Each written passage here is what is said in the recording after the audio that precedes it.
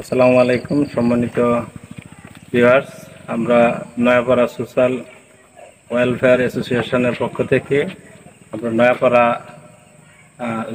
Social welfare অ্যাসোসিয়েশনের আওতাভুক্ত মহল্লায় হতদরিদ্র দুস্থ পরিবারের মধ্যে ঈদ সামগ্রী বিতরণ করছি।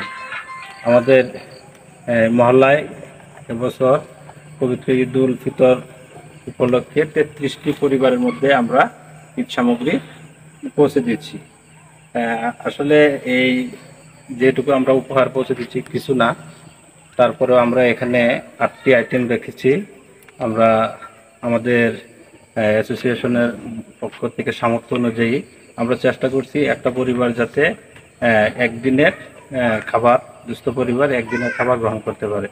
আমাদের এই মধ্যে আছে 1 কেজি আতপের চাউল, 1 প্যাকেট সেমাই, হাফ লিটার সয়াবিন তেল, একটি সাবান, 1 প্যাকেট নুডলস, হাফ কেজি চিনি, আর 1 কেজি পেঁয়াজ, 1 কেজি আলু, তেল, এই সব পণ্যগুলো যাতে আমাদের